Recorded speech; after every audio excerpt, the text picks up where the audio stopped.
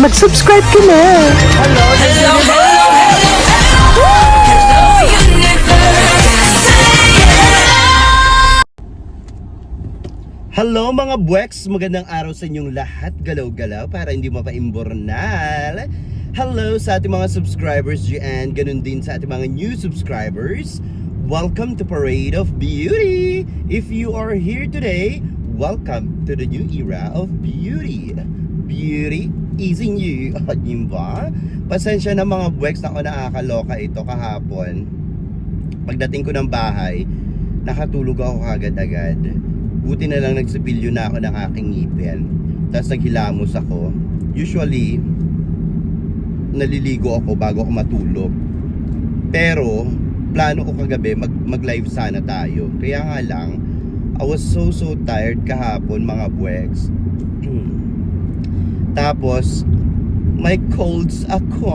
Nakakaloka ito. Buti hindi pa affected yung boses ko. Pero may konti-konti akong ubo mga buweks.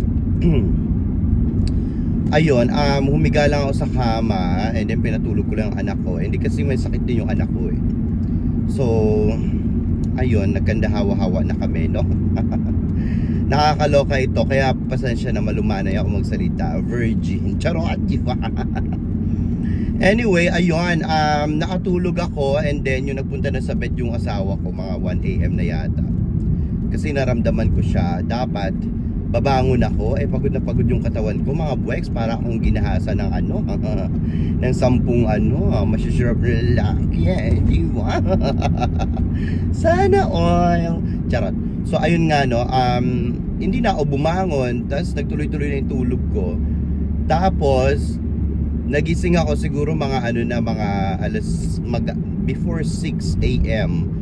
So nagmadali na ako maligo, 20 minutes yung travel ko from home to work. So ayun, nakahabol naman ako. Na-late lang ako ng 1 minute, ayan. Kasi masyadong maulan kaninang umaga. Tapos anong tawag dito? Very foggy. Kasi nga winter na dito. So ang hirap mag-drive.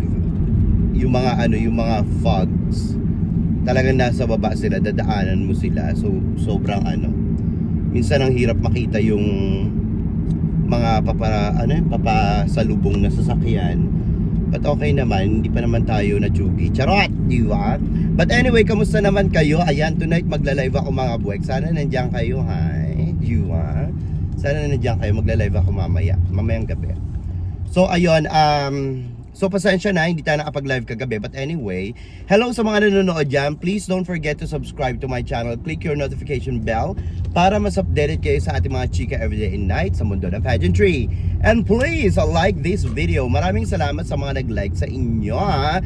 Pag ayaw may stroke, galaw-galaw para hindi mapaimbornal, like din. Okay? Papasok tayo ngayon ng freeway. So medyo maingay. But anyway, ayun. Ito na nga ang chika. Ano bang topic natin? Nakalimutan ko.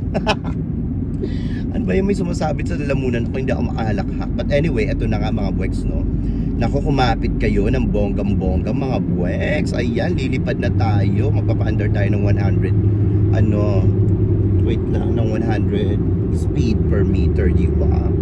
Ayan, wait. So ito na nga, nalalapit na ang Miss Grand Philippines. At sa July na yan mga buweks, nakakaloka ito. Pero ito no, so kumakalat-kalat na nga ang mga bali-balita na posible daw lumaban itong nandito yung kodigo ko mga buweks, para hindi ko makalimutan. Posible daw lumaban si MMD, si Gazini Ganados at si Celeste Cortesi. Nakakaloka naman ito. Diba ang ating mga Miss Universe of Philippines Queens, diba? Sa pamumuno ni Mama Jonas at saka ni Mama Voltaire, o diba talaga namang pangmalakasan itong mga ito, diba? Ito nga si Gazini Ganados, si Gazini pala sa Binibining Pilipinas pala yan. Si Celeste lang at saka si MMD sa Miss Universe Philippines. Well, etong si Gazini Ganados, talaga namang ang ganda-ganda ng fest nito, no? Maganda rin itong rumampa. Talagang pwede rin itong ibang sabak sa MGI, di ba? If ever ha, talagang palong-palo rin ang nito, talagang papalo ang beauty nitong si Gazini Ganados sa MGI. So ngayon, Meron na rin itong napatunayan sa Miss Universe noong 2019. Nakapasok nga ito ng top 20, diba? So, ano siya, finalist siya, diba? Semi-finalist. And aside from that, kitang-kita naman natin na si Gazini Granados ay talaga naman ang katawan nito, ang beauty nito, ang kalibre nito, at ang pasarela nito ay talaga namang pasabog din, diba? So, ayun, mukhang mabait din naman itong si Gazini Granados. Pag makikita natin yan sa Miss Grand International this year, ay talaga mga Bwex, ewan ko na lang talaga, no, talagang pasabog ang magiging Miss Universe Miss Grand International natin na kandidata dyan, diba? Talagang makikipagpuksahan ito, pero sana yung kanyang communication skills ay maging maayos-ayos na, no? Sana maayos-ayos na, kasi alam naman natin na Waterloo ni Gazini Granados ang kanyang communication skills, ayan, no? Pero panigurado ito ay talaga makikipagbardagulan ito sa sa Miss Grand Philippines. Pero ngayon, eto na, no, isa pa na napapabalita na lalaban daw etong si Celeste Cortez, mga Bwex. Nakakaloka ito na talaga naman, pwede na, at perfect na perfect yan sa Miss Grand International kung sakali man talagang totoo ang pagsali ni Celeste Cortez, no?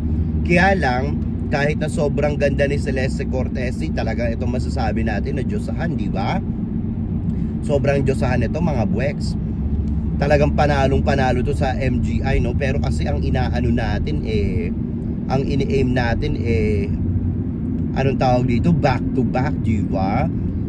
Kung sakali na halimbawa si Celeste Cortez ay lumaban sa Miss Grand Philippines, talagang maggagawa ito ng malaking ingay din kasi ang ganda ng katawan, ang ganda ng fest, di ba? Tapos talagang kitang-kita natin yung full caliber na itong si Celeste Cortez. Pero paano yon? Sabi nga ng iba, kung naligwak nga ito sa Miss Universe, ayan, no? So paano na lang daw kung sa Miss Grand International, ayan, no? Baka daw ma-doble daw ang pagkakaligwak nito kasi nga daw, kung hindi daw nito kinaya sa Miss Universe nung time niya, eto pa daw kaya na na Miss Grand International. Di ba mas mataas ang Miss Universe kaysa sa Miss Grand International. At marami nga nagsasabi na malaki ang problema daw ni Celeste Cortez pagdating sa kanyang communication skills, mga Bwex. So sa tingin nyo, kung sakaling si Celeste Cortez ang magiging kandidata natin sa Miss Grand International, sa tingin nyo kayang-kaya niya bang maiuwi ang back-to-back para sa Pilipinas? Ayan, nakakaloka ito, ha. Tapos ito pa, ngayon naman, ito ring si MMD, Diyos ko Lord, ay mga Bwex, ito na, no, kung matuloy talaga itong si MMD sa Miss Grand Philippines, ito talaga yung masasabi kong full package talaga, mga Bwex. Talagang kompleto sa Ricados, wala kang itatapon dito, no? Yung fest, yung ganda, hindi man siya Diyosahan, pero panigurado ako na talagang yung kanyang charm, no, sa sa beauty pageant, talagang plakado ito at malayong narating ni MMD sa Miss Universe, di ba? Noong 2023. Ngayon, kung matuloy ito sa Miss Grand Philippines, ay talaga namang marami itong ilalampaso, mga Bwex. Sa totoo lang, no, dahil yung alam naman natin yung makinarya ni MMD talagang pangmalakasan din. Hindi ito nagpapakabog, marami itong datong, marami itong kayang ibuga, marami itong mga sponsors, mga kaibigang designers na talaga namang paniguradong handang tumulong para kay MMD, di ba? Ngayon, magandang katawan ni MMD, nakagat nga lang siya ng aso, no? So sana okay na siya, pero okay lang. Kaya nyo namang ipa-plastic surgery yan, at saka mag-heal naman yan. So ngayon, ang ganda ng katawan ni MMD ngayon, nagkalaman-laman siya. Mas gusto ko yung ganyang katawan niya kaysa yung sa Miss Universe nung lumaban siya noong 2023. Sobrang payat niya, no? Ang kailangan lang ayusin kay MMD yung kanyang pasarela, mga Bwex, kasi yung pasarela ni MMD medyo stiff ng konti, no? Pero konting-konting lang dyan, polished lang dyan, kayang-kaya ni MMD. And of course, makinarya, yung beauty niya, hindi man siya Diyosahan, pero maganda talaga si MMD sa personal. Tapos yung communication skills nito, mga Bwex, nakakaloka yan, no? Ngayon, kung siya yung magiging kandidata natin sa Miss Grand International, ay mga pweks, sa totoo lang, tulad ng sinasabi ko sa inyo, si MMD talaga yung, kung si CJ Opiasa ang nagbalik ng kinang ng Pilipinas sa Miss Grand International, mga pweks, si MMD naman ang magbibigay talaga ng super duper classiness, sophistication dito sa sa Miss Grand International Organization. Panigurado yan, mga pweks, no? At hindi imposibleng maiuwi talaga nitong ang back-to-back round para sa Philippines, di ba? Pero yan naman ay mga usap-usapan pa lang, no? Pero eto nga, mga pweks, naku, kumapit kayo ng bonggang-bongga, mga pweks ko. Ay! Nagkakaloka ito, ano ba? Di ba wala akong bosses? Ayan, may mga nakarating sa aking balita. May tinanong ako, mga pweks, nako. Ito ang legit source natin, mga pweks. Meron dyan, sa tatlong yan na nasa ating thumbnail, si Gazini Ganado, si MMD, at saka si Celeste Cortesi. At ito palang yung nakarating sa akin, ha, ayon sa ating reliable source. Dalawa dyan, mga pweks, hindi daw sigurado. So, nag-iisip-isip pa sila, no? Nag-iisip-isip pa, no? Pero may consideration. May consideration. Hindi ko nasasabihin kung sino itong dalawang kandidatang ito or dalawang queens na to. Kasi pag sinabi ko, malalaman nyo kaagad kung sino yung sasabihin kong isa. Magigets nyo na. May sumasabit-sabit na sumot, nakakaloka. But anyway, dalawa dyan ay hindi pa daw sigurado. Nasa nasa way of thinking pa. Way of thinking talaga. So ngayon pinag-iisipan pa. Pero ayan, next week yan, by Monday or Tuesday, ayan, or sa press conference ng Miss Grand Philippines, ay talaga namang makikita nyo na kung sino talaga ang mga kasali dyan sa tatlong yan, di ba? Kung talagang ito bang tatlong ito, or baka naman yung isa lang, yung isa daw dyan ay siguradong kasali na. O di ba? Nakakaloka ito. At ayan, no, sa tatlong yan, isa ang kasali dyan, mga buweks. Nakakaloka ito. May makikita tayo sa Miss Grand Philippines na talaga namang pangmalakasan, dahil itong tatlo na ito talagang malalakas, no? Ay nako, nakakaloka lang. Baka mamaya imbis kay Anita Rose Gomez na mapuntang corona ng Miss Grand Philippines, ay masungkit pa ng iba, diba? Sana galingan talaga ni Anita Rose Gomez. Kahit na sino dito sa tatlong ito ang talagang siguradong kasali na, ay talagang kung gagalingan niya ng bonggang-bongga, ay kaya niyang maiuwi ang corona ng Miss Grand Philippines. Pero ayan nga, isa dyan sa tatlong yan, mga buweks, ay sigurado na talaga na makikipagbardagulan sa Miss Grand International or Miss Grand Philippines. At ito pa, mga buweks, no, bukod pa dyan sa isang tatlo na yan na nasa thumbnail natin na si Celeste Cortesi, Gazini Ganados at MMD. So isa sa kanila ang sigurado, no? Meron pang dalawang pangmalakasan na Philippine coins. Nakakaloka ito. Ayan, kung mababasa nyo, bahala kayo dyan, mga boys. Nandiyan sa ko, sa aking risk ba yun? Kamao. Nakakaloka ito. So itong mga queens na ito ay talaga namang panigurado na makikita natin sa Miss Grand Philippines next week na yan. Ayan, no? Ayan nga, basta yung isa dyan sa thumbnail natin, sigurado na siya. Talagang pangmalakasan, no? Nakakaloka ito. At yung dalawa pa dyan ay nag-iisip-isip pa, meron daw consideration. Diwa? So alam nyo na ang mangyayari ngayon sa Miss Grand Philippines.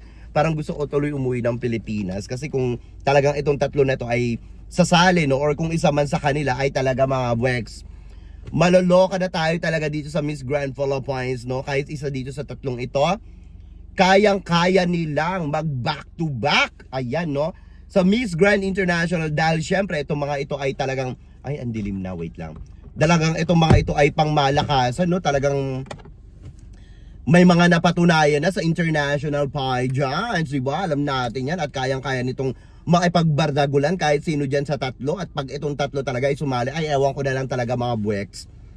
Pukpukan talaga mangyayari sa Miss Grand Philippines ngayon dyan, di ba?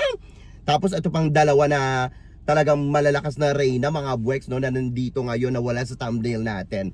Yang dalawa na yan, or itong tatlo na ito ay sigurado na talaga sa Miss Grand Philippines. Kaya abangan nyo yan, mga buweks, no. Isa dyan sa tatlo ang kasali sa Miss Grand Philippines ayon sa ating reliable source. Ayan, no. Tapos ito ring dalawang ito na queens na wala dyan sa thumbnail, na malalakas, na talagang hinihiling nyo na sumali sa Miss Grand Philippines. Ayan, maingay ang pangalan niyan dati pa. Ngayon nga ay sasali talaga itong mga ito, di ba? Anyway, mga Bex, anong masasabi nyo dito sa ating mga chika ngayong araw na ito? Sa tingin nyo ba itong tatlo na ito na si Gazini Ganados, si MMD at si Celeste Cortesi ay dapat pang sumali sa Miss Grand Philippines ngayong taon? At sa tingin nyo, sa kanilang tatlo, sino kaya ang talagang mas deserving at pwede or kayang makapag-uwi ng back-to-back crown or title dito sa Miss Grand Philippines? Ay, ibig sabihin sa Miss Grand International 2025, di ba? Hindi ako makatawa ng sobra. Parang feeling ko pag tumawa ko ng malala mapapaimbor na ako, no? Masasamid-samid, mauubo-ubo, mabibilaukan ako. Sana all nabibilaukan, mga buweks, di ba? But anyway, mga buweks, mag-ingay kayo sa ating comment section para makita ko rin ang inyong mga opinyoin. Hanggang sa susunod natin mga chika-chikahan. Bye for now, mga buweks, and I love you all. Bye! See ya!